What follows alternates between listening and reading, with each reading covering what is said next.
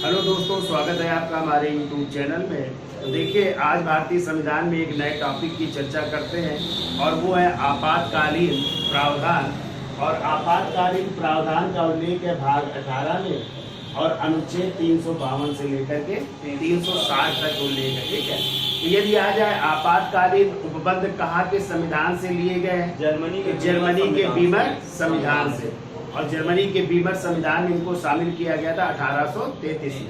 फिर भारत सरकार अधिनियम या भारत शासन अधिनियम 1935 से जो है ये प्रेरित है, यानी 1935 में ग्रहण किया गया और उसी से फिर जो है भारतीय संविधान में इनको शामिल किया गया है। ठीक है, अब यदि आ जाए आपातकालीन प्रावधान कितने हैं, तो 3 है।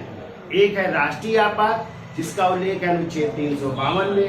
दूसरा है राष्ट्रपति शासन या किसी राज्य की संवैधानिक तंत्र की विफलता, जिसका उल्लेख है अनुच्छेद 356 में। और तीसरा है वित्तीय आपात, जिसका उल्लेख है अनुच्छेद 360। ठीक है, तो देखिए पहला पॉइंट को देखो, आपात प्रावधान। आपात प्रावधान कहाँ से लिए गए? जर्मनी के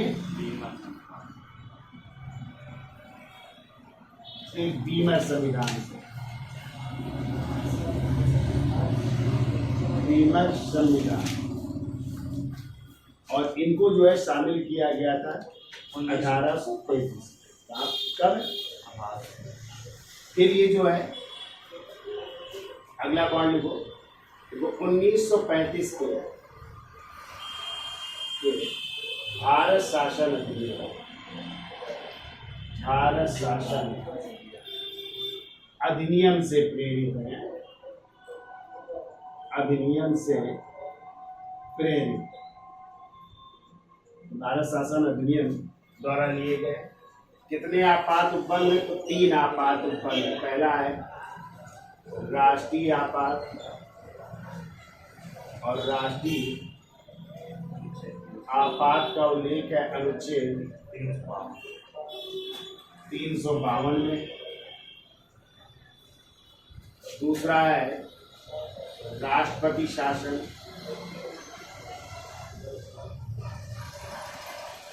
या संवैधानिक तंत्र की विफलता। संवैधानिक राज्य के संवैधानिक तंत्र की विफलता भी कह सकते हैं, तभी लगता है राष्ट्रपति शासन। ठीक है, इसका उल्लेख है अनुच्छेद 356 में। और तीसरा है वित्तीय आपात।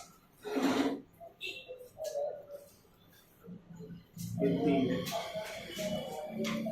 आपात, और इसका उल्लेख है अनुच्छेद 360। ये 3 जो है राष्ट्रीय आपात हैं। तो पहली हेडिंग डाल लीजिए, इसका स्क्रीनशॉट ले लो, फिर हेडिंग। तो देखिए, पहला राष्ट्रीय आपात की चर्चा कर लेते हैं, जिसका उल्लेख है अनुच्छेद 352। तो देखो, राष्ट्रीय आपात की उद्घोषणा कौन करता है? राष्ट्रपति करते हैं। कौन करते हैं? राष्ट्रपति। लेकिन किसकी लिखित सिफारिश पर? मंत्रिमंडल की लिखित सिफारिश पर राष्ट्रपति जो है राष्ट्रीय आपात की घोषणा करते हैं। और राष्ट्रीय आपात जो है 3 परिस्थितियों में लागू किया जा सकता है। वो 3 परिस्थितियां क्या हैं? एक तो या तो बाह्य आक्रमण हो जाए, या तो युद्ध हो जाए, या फिर सशस्त्र विद्रोह हो जाए। तो पहले यहाँ पे सशस्त्र विद्रोह शब्द नहीं था, यहाँ पे पहले इसकी जगह आंतरिक अशांति शब्द था। लेकिन आपको पता है 44वें संविधान संशोधन 1978, जब जनता पार्टी की सरकार बनी, मोरारजी देसाई प्रधानमंत्री बने, तो ये संशोधन किया गया।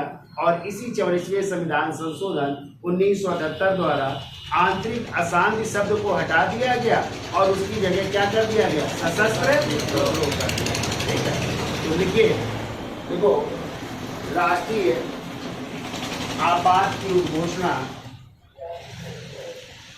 राष्ट्रीय आपात की उद्घोषणा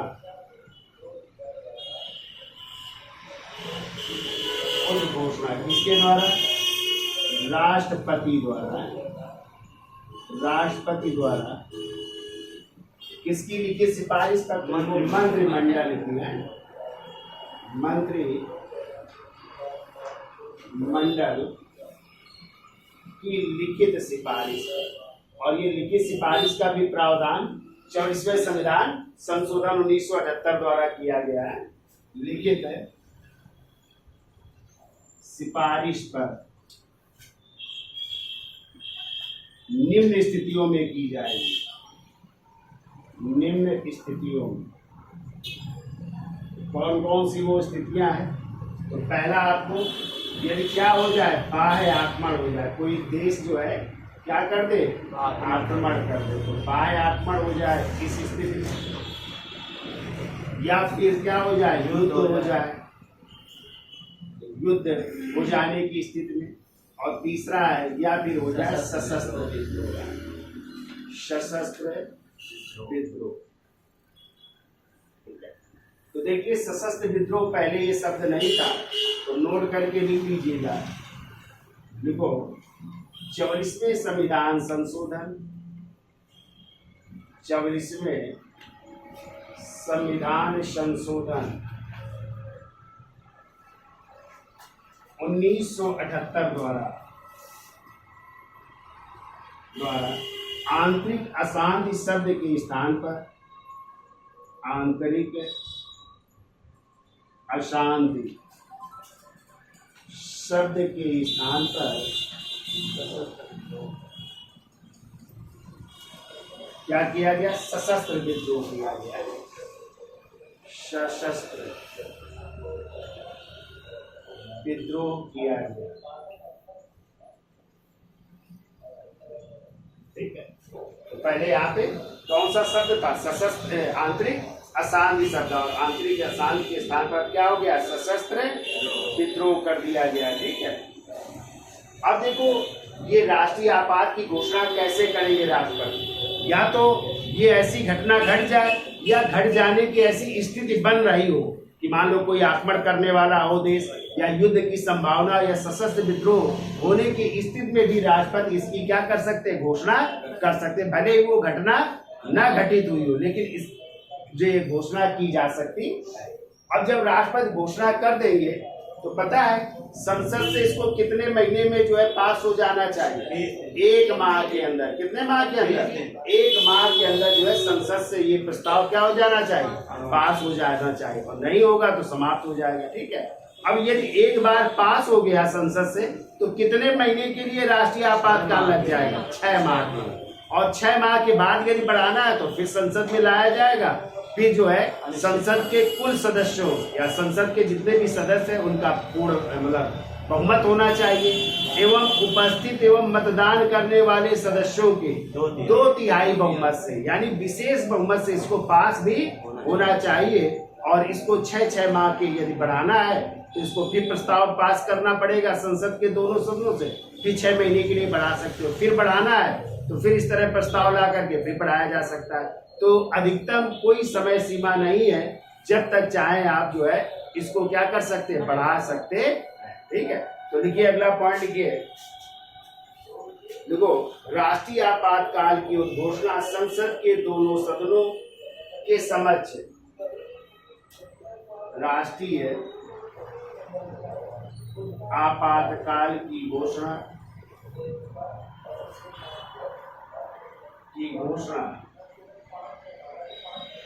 संसद के दोनों सदनों के समक्ष,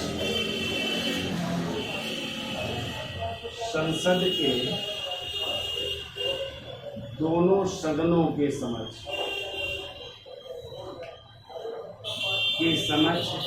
अनुमोदन के लिए रखी जाती है, अनुमोदन के लिए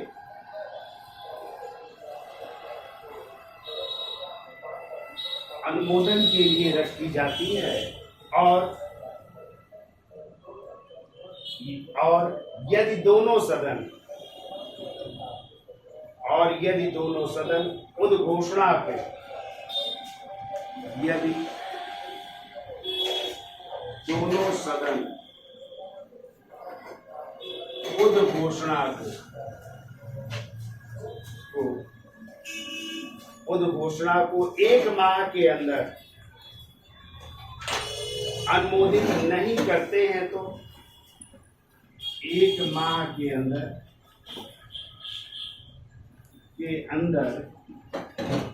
अनुमोदित नहीं करते हैं तो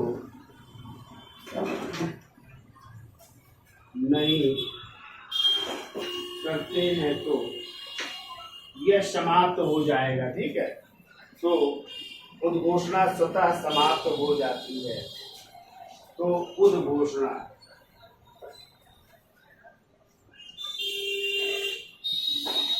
स्वतः समाप्त हो जाती है, स्वतः समाप्त हो जाती, यानी संसद से कितने माह के अंदर? 1 माह के अंदर या 30 दिन के अंदर इसको पास हो जाना चाहिए, और नहीं पास हो जाएगा तो ये उद्घोषणा क्या हो जाएगी? स्वतः समाप्त हो जाती है। ठीक है, यहाँ तक समझ गए भाई? तो राष्ट्रीय आपात किसके द्वारा उद्घोषित होता है? राष्ट्रपति द्वारा। वो भी किसकी सिफारिश पर? मंत्रिमंडल की। कैसी सिफारिश? देखिए, किन स्थितियों में राष्ट्रीय आपात घोषणा होगी? बाह्य आक्रमण, युद्ध या सशस्त्र विद्रोह। पहले यहाँ पे सशस्त्र विद्रोह शब्द नहीं था। क्या था शब्द यहाँ? आंतरिक अशांति। लेकिन आंतरिक अशांति को किस संशोधन द्वारा हटाया गया? 44वें संविधान संशोधन 1978 द्वारा। क्या कर दिया गया यहाँ पे? सशस्त्र विद्रोह। ठीक है, अब यदि राष्ट्रीय आपात की घोषणा हो जाती है तो संसद के दोनों सदनों के समक्ष क्या किया जाएगा? अनुमोदन के लिए रखा जाएगा, और यदि संसद के दोनों सदन 1 माह के अंदर अनुमोदित कर देते हैं तो पास हो जाएगा, और नहीं करते हैं तो वो उद्घोषणा क्या हो जाएगी? स्वतः समाप्त हो जाती है। ठीक है, तो इसका स्क्रीनशॉट ले लो, फिर आगे चलते हैं। देखिए अगला पॉइंट देखो, उद्घोषणा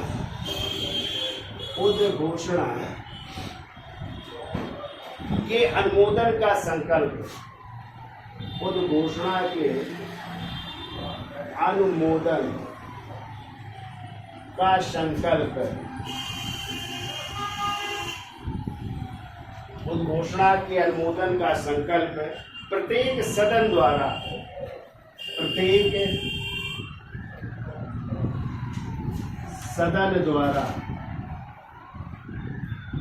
अपनी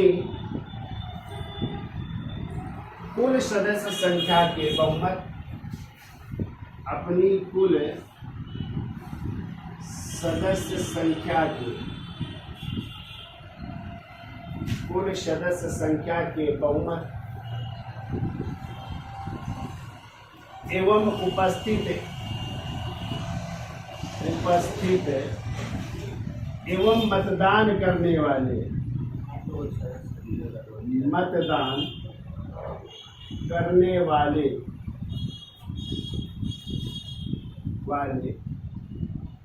सदस्यों के 2/3 बहुमत, जिसे आप लोग क्या कहेंगे? विशेष बहुमत। विशेष बहुमत यानी 2/3 बहुमत से क्या होना चाहिए? पारित किया जाता है। पारित किया जाता है, तब ये पास माना जाएगा। ठीक है, तो पारित हो जाएगा तो कितने माह के लिए? 6 माह के लिए। 6 माह के लिए क्या हो जाएगा? प्रभावी हो जाएगा। ठीक है, अब 6 माह से अधिक लागू रखना है तो फिर यही प्रस्ताव लाया जाएगा, फिर यही प्रक्रिया होगी। है, प्रत्येक सदन द्वारा जो है कुल सदस्य संख्या का बहुमत होना चाहिए, और उपस्थित एवं मतदान करने वाले सदस्यों का 2/3 बहुमत से पास होना चाहिए। फिर 6 माह के अंतराल में इसे अनिश्चित काल के लिए बढ़ाया जा सकता है। ठीक है, तो लिख लीजिएगा, अनिश्चित काल के लिए बढ़ाया जा सकता है, के लिए बढ़ाया जा सकता है। कोई समय सीमा नहीं है, 1 वर्ष 2 वर्ष 3 वर्ष है। 6 माह के अंतराल में इसे जो है कब तक? अनिश्चित काल के लिए बढ़ाया जा सकता है। अब यदि आ जाए, अब तक कितनी बार राष्ट्रीय आपातकाल लागू हुआ है? राष्ट्रीय आपात 3 बार लागू हुआ। कितनी बार? 3 बार लागू हुआ। कब कब लागू हुआ? तो देखो, पहली बार लागू हुआ था 62 में लागू हुआ था और 62 से कब तक लागू रहा? 68 तक है। 62 से 1968 तक। और इस दौरान क्या हुआ था? भारत और चीन का युद्ध हुआ था। ठीक है, भारत और चीन का युद्ध हुआ था। और इस समय जो है प्रधानमंत्री यदि बात की जाए, पंडित जवाहरलाल कौन थे? JL नेहरू थे। ठीक है, और राष्ट्रपति कौन थे? राजेंद्र प्रसाद। राष्ट्रपति थे डॉक्टर राजेंद्र प्रसाद। हाँ,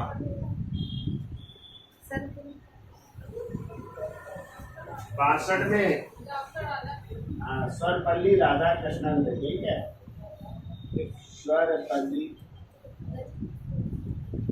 राधाकृष्णन। ठीक है, 62 में कौन बन गए थे? सर्वपल्ली राधाकृष्णन बन गए। आगे आइए, दूसरी बार कब लगा? दूसरी बार 1971 में लगा था ना, जब किससे युद्ध हुआ था? भारत और पाकिस्तान से युद्ध हुआ था। तो लिखिए दूसरी बार 1971 से 1900 कब तक? 75 तक रहा। ठीक है, और ये हुआ था भारत और पाकिस्तान युद्ध हुआ था। तभी एक देश बना था। कौन? बांग्लादेश बना था। कौन थे इस समय प्रधानमंत्री? इंदिरा गांधी जी प्रधानमंत्री थे। और इस समय राष्ट्रपति कौन थे? नहीं भाई, इस समय राष्ट्रपति थे BV गिरी थे, बड़ा वेंकट गिरी थे। ठीक है, और तीसरी बार जो है लागू हुआ 26 अक्टूबर 1975 में लागू हुआ था और ये चला था 1977 तक है। 21 मार्च 1977 तक। और ये लागू हुआ था किस आधार पर? आंतरिक अशांति के आधार पर। ठीक है, और उस समय प्रधानमंत्री कौन थे? इंदिरा गांधी थी। ठीक है, तो प्रधानमंत्री लिख लीजिए इंदिरा गांधी, और राष्ट्रपति फखरुद्दीन अली अहमद थे। ठीक है, राष्ट्रपति फखरुद्दीन अली अहमद थे।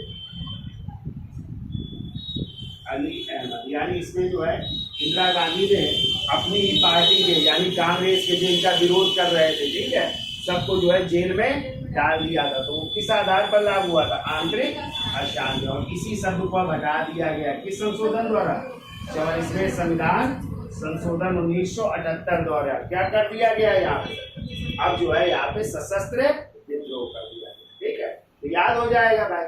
तो राष्ट्रीय आपात कितनी बार लगा? 3 बार। कब? 1962 भारत चीन युद्ध, 1971 में भारत पाकिस्तान युद्ध, और फिर 1975 में आंतरिक अशांति के आधार पर लगाया गया। ठीक है, अब ये राष्ट्रीय आपात जो है वापस कैसे लिया जाएगा? तो देखिए, राष्ट्रीय आपात की वापसी की घोषणा जो है या तो राष्ट्रपति करेंगे या फिर जो है संसद द्वारा 1/10 के साधारण, यानी 1/10 ये संसद के सदस्य 1/10 सदस्यों का जो है ये प्रस्ताव लाते हैं, तो भी जो है साधारण बहुमत से जो है राष्ट्रीय आपातकाल को क्या किया जा सकता है? समाप्त किया जा सकता है।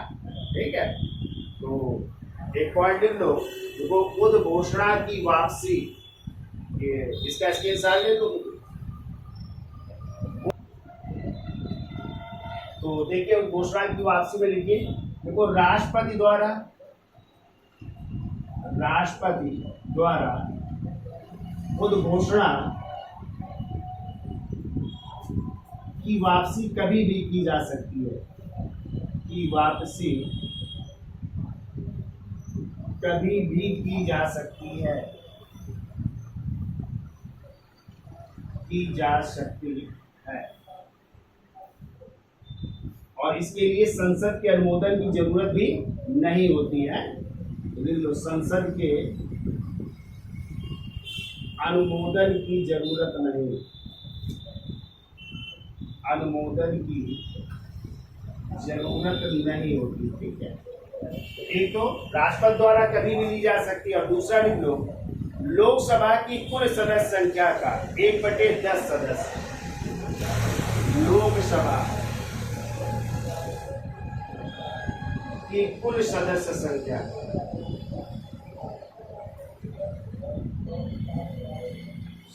का 1/10 सदस्य क्या लाते हैं, प्रस्ताव रखते हैं, तो लोकसभा का सत्र बुलाया जाएगा। ठीक है, 1/10 सदस्य द्वारा प्रस्ताव लाया जाएगा। फिर क्या बुलाया जाएगा, लोकसभा का सत्र बुलाया जाएगा। और इस सत्र में किस बहुमत से, साधारण बहुमत से है। और साधारण बहुमत का मतलब क्या होता है, 50% प्लस 1 से। यदि ये पास हो जाता है तो भी जो है राष्ट्रीय आपात की जो है क्या हो जाएगी, वापसी हो जाएगी, यानी राष्ट्रीय घोषणा की वापसी की जा सकती। ठीक है, ये ध्यान रखिएगा, साधारण बहुमत से पास होने के बाद उस घोषणा की वापसी की जा सकती, घोषणा की वापसी। लेकिन ध्यान रखिएगा, इसमें कहा गया है अध्यक्ष या राष्ट्रपति। यदि सत्र चल रहा होगा तो कौन, अध्यक्ष, और नहीं चल रहा होगा तो राष्ट्रपति। तो कितने दिन पहले, 14 दिन के भीतर जो है क्या करना होगा, सत्र बुलाना होगा। किसके द्वारा, या तो राष्ट्रपति द्वारा, और यदि सत्र चल रहा है तो किसके द्वारा, लोकसभा अध्यक्ष द्वारा। कितने दिन के अंदर, 14 दिन के अंदर क्या बुलाया जाएगा, सत्र बुलाया जाएगा। अब देखो, इस राष्ट्रीय आपातकाल में जो है मूल अधिकार पर क्या प्रभाव पड़ेगा। ठीक है, तो देखिए 2 अनुच्छेद याद रखिएगा, 358 और दूसरा है 359। ठीक है, 358 कहता है कि राष्ट्रीय आपातकाल यदि लागू है तो अनुच्छेद जो 19 है वो क्या हो जाए, अनुच्छेद 19 स्वतः निलंबित हो जाएगा। ठीक है, स्वतः निलंबित हो जाएगा। और अनुच्छेद जो है 359 कहता है, अनुच्छेद 19 अनुच्छेद 19 स्वतः निलंबित हो जाएगा। 359 कहता है कि राष्ट्रीय आपातकाल के दौरान अनुच्छेद 20 व 21 क्या नहीं होंगे, निलंबित नहीं होंगे। ठीक है, निलंबित नहीं होंगे, ये भी आपको याद रखना। ठीक है, और एक पॉइंट और याद रखना, यदि सशस्त्र विद्रोह के कारण राष्ट्रीय आपातकाल लगता है तो भी अनुच्छेद 19 स्वतः निलंबित नहीं होगा। ठीक है, यदि बाह्य आक्रमण हो रहा है या युद्ध हो रहा है तो ही अनुच्छेद 19 स्वतः निलंबित होगा। सशस्त्र विद्रोह के कारण अनुच्छेद 19 स्वतः निलंबित नहीं होगा। बाकी मूल अधिकार जो है किसकी अनुमति से, राष्ट्रपति की अनुमति से निलंबित किए जा सकते, याद रखिएगा। ठीक है, तो ये तो था आपका राष्ट्रीय आपातकाल है, इसका स्क्रीनशॉट ले लो, आगे चलते हैं।